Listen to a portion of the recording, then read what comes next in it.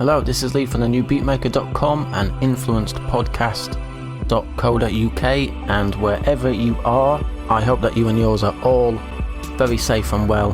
Thank you for joining me. Little red wine on deck. So welcome, this is a review of the new album by the artist formerly known as Evil Alex, now goes by the name Objects in Orbit. Objects in Orbit is a producer, sound engineer, musician, videographer, and he's been a friend of me personally and of the site thenewbeatmaker.com since round about 2013. I'm hoping to do a beginner's guide to Objects in Orbit and his discography over the coming weeks and months. Whilst Objects in Orbit has not had a bad or even mediocre or average project, he has evolved and upped his game from one project to the next almost without exception. I refer to his music as, well, I refer to him as being a master of sonic suspense, and his music is very much at home in the art installation, exhibition / art house cinema kind of world. His musical styling tends to mix sample-based techniques and 4/4 beat composition, which are very hip-hop or hip-hop influenced at least, with more what I'd call jazz-influenced time signatures and experimentation. Maybe you could even, some of the people could say it's even along the lines of stuff like some rock music. He is using all these eerie industrial sounds and moans and wails and so on and so forth from different vocal samples and whatnot, and all these dissonant piano tones and so on. He is also well adept at weaving layers of dialogue into his otherwise often, or more often than not, instrumental music. So you often feel like you're eavesdropping on conversations that sound like they're coming straight from the psychoanalyst couch, or someone's private telephone conversation, which brings to mind, of course, certain things like Surveillance State, as well as just kind of ominous kind of horror film kind of vibes and whatnot. He often also juxtaposes these with these short snippets, maybe even just a word or two at a time, of phrases and whatnot that can be almost kind of contradictory. You know, you can have a very dark kind of dialogue going on through the track, but then there might be some really comedic things said every now and again that brings to mind people like Prince Paul and Madlib. So as well as being a master of what I've dubbed uneasy listening, he tends to balance this off with some really dusty sounding, funky, danceable grooves. All these types of things encapsulated in Panoramas, which I would call his most accessible and accomplished project to date. Very heavy themes relating to the space race, the Cold War paranoia, Hollywood and media at large's objectification of women, the male gaze, so to speak, sexual exploitation, and he balances out all these heavy themes and sounds with some really funky rhythms, and it's reminiscent of De La Soul, 3 Feet High and Rising, Prince Paul, of course, Public Enemy, Fear of a Black Planet. So, you know, where there was just that super dense layer of sound, but you could still dance to some of it. So, you know, very, very, very apt for the time we find ourselves in. So, join me on this little track-by-track breakdown. Track 1, Loose Cannon / Born to Ill.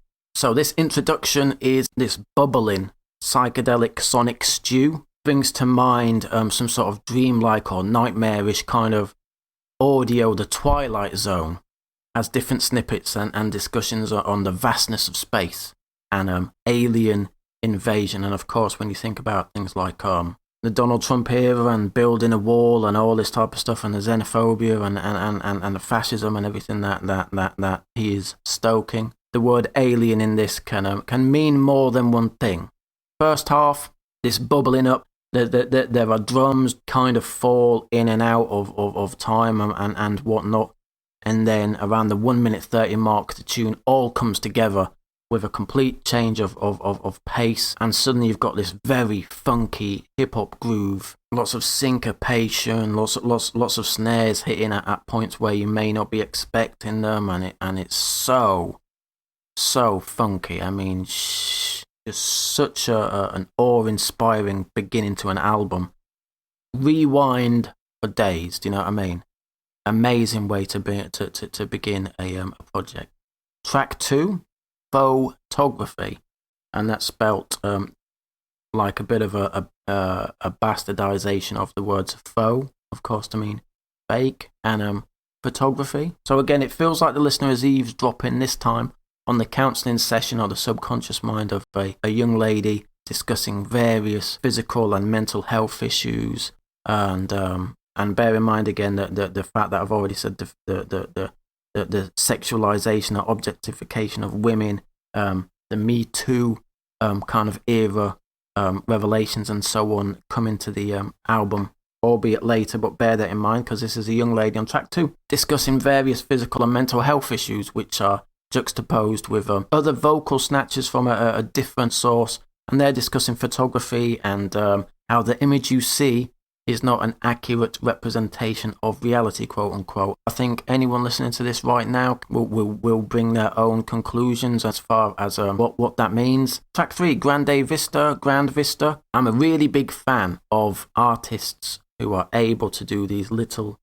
introductory loops or beats and then do a really good beat switch. I mean, I think that the whole beat switch thing in some hip-hop arenas is maybe being done to death a little bit. I mean, I really liked the way that Travis Scott on, I want to say the Astro World project, did these different beat switches and interludes. Thought he did it very well with the track with Drake's Sicko Mode. I do think that other artists maybe, as can often happen, is people start to jump on a bit of a wave and start to do it to death.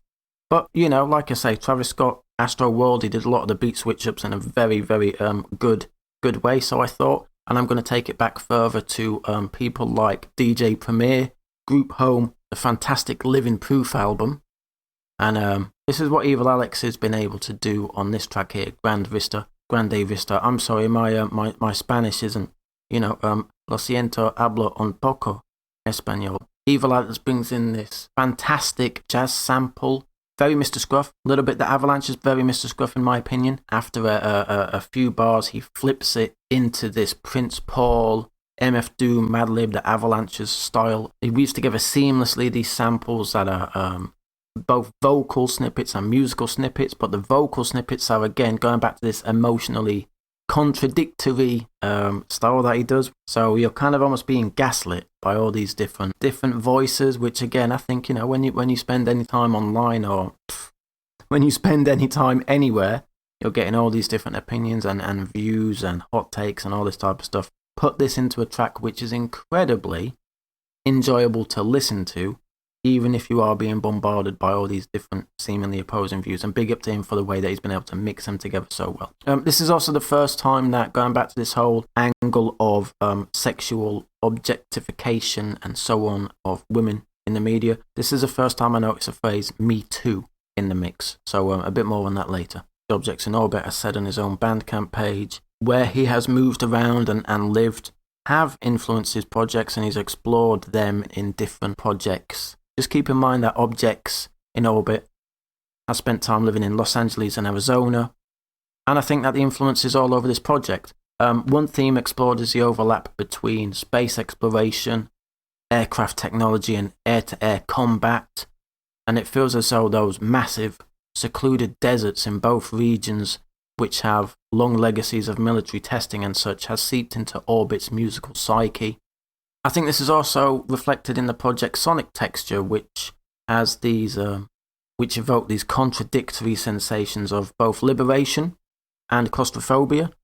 Similar to that experience when encountering huge expanses of hot desert sands and clear blue skies, and again, the way that flying can be very liberating in one way but very claustrophobic in another, and the reason that people want to quote-unquote dominate the skies and control the skies can be liberating, or it can be very claustrophobic and very draconian, I would say.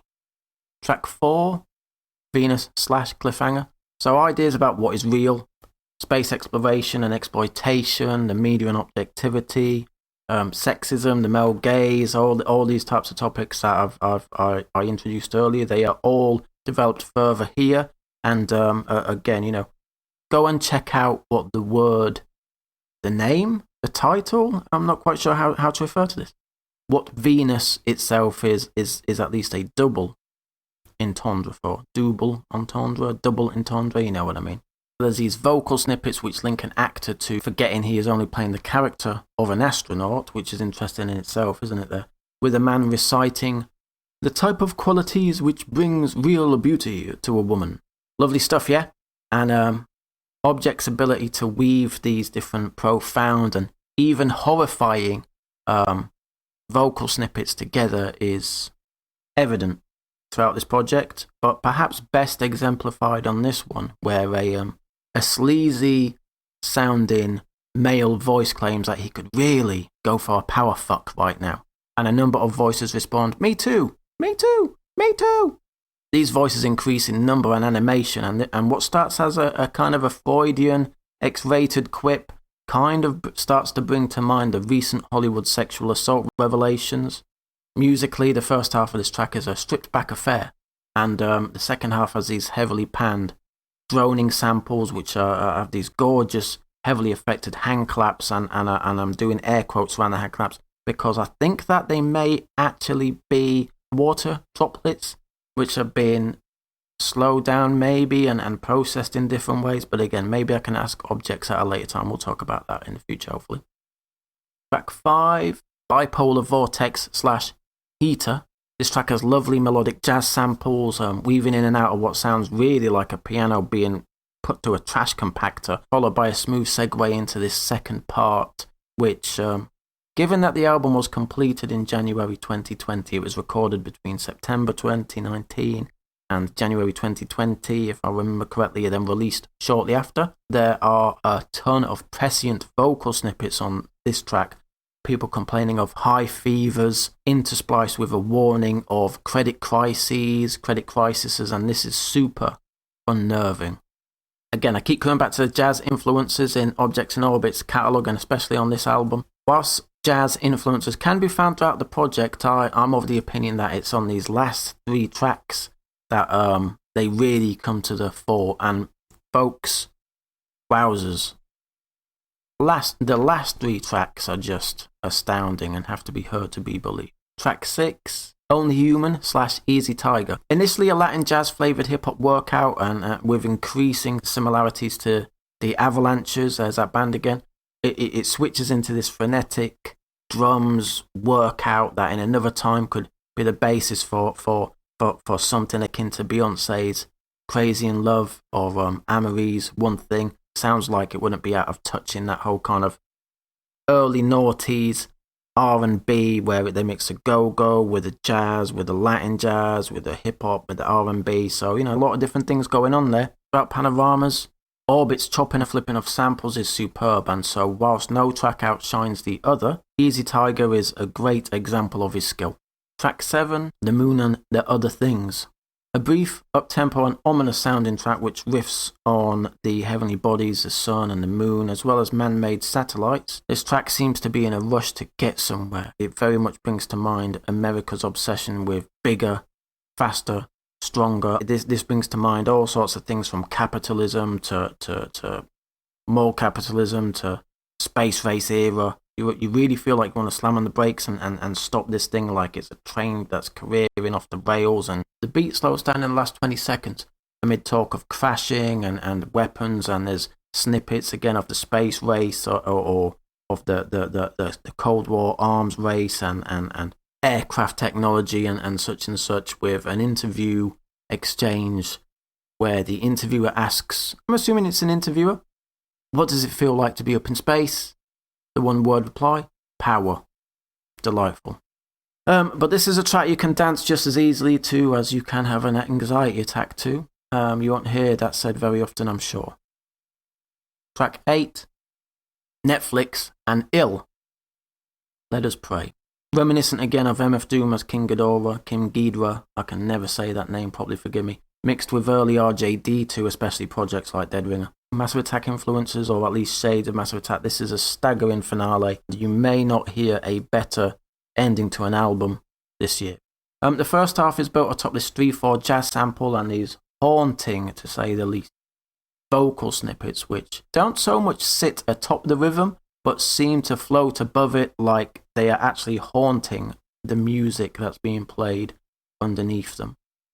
Wonderful stuff. The voice reminds me of Liz Fraser, Cocteau Twins. More on that in a second. There's some great spoken word poetry type snippets, as well as some biblical quotes and urgings that we need to rewrite the history books. And don't we, folks? So yeah, if you love the work of Massive Attack and Liz Fraser together, I'm especially thinking of things like the track Black Milk from the Massive Attack project Mezzanine. I think you'll really like this track. There's that similar otherworldly tone to the female vocals as well as the overall production, and this is sure to give many a listener goosebump. Again, Objects is able to flip the beats very well, and this final half combines a Timbaland-style skittish drum program with some more chauvinistic male samples interspersed with talk of how the world has changed in the last 8 years. Again, remember when this was made. And talk of how, to put it bluntly, how fucked we are. And there's some riffing as well on what the word fucked means. This female vocal is reintroduced in a magnificent way. And depending on your frame of mind and your personal disposition, this voice will either soothe you to sleep in a lullaby type manner, or it's going to keep you awake in a I need the light on when I go to the bathroom in the middle of the night kind of vibe. I'm more the last one, I must admit. In summary, this project shows Objects in Orbit at his most cohesive both in theme, but also at his funkiest. For all the intense, heavy subject matter, he really seems to be enjoying the creative process, and that enjoyment of the creative process is infectious to the listener, because I can't stop listening to this album, even though it is very, very heavy in subject matter. Both subject matter and in the psychedelic wall of sound funkiness that it has. Again, it brings to mind things like 3 Feet High and Rising and Fear of a Black Planet. The mixing and mastering on this project is bigger and brighter and, I want to say, cleaner sounding than earlier Objects in Orbit projects, and I think that this may go some way to winning him new fans whilst not alienating older fans. An album as expansive as it is focused, Panoramas by Objects in Orbit is a strong contender not only for my favourite Objects in Orbit outing, but also my favourite album of the year. I'm moving away from the whole marking of albums numerically, star rating or whatever you want to call it, because I think it's problematic in some ways, and I shall go on to that in a later outing. But this album, Objects in Orbit, Panoramas, I give 5 out of 5. It is an instant The New Beatmaker classic, so be sure to go and check it out and give it a listen. Objects in Orbit, bandcamp.com. Let me know what you think. This is Lee from thenewbeatmaker.com, influencepodcast.co.uk, and if you want to find me and we can chat about this over Facebook and so on and so forth, facebook.com/Lee the New Beatmaker, and tell me what you think. What's your favourite track? What do you think? What does it remind you of? Until next time, thank you.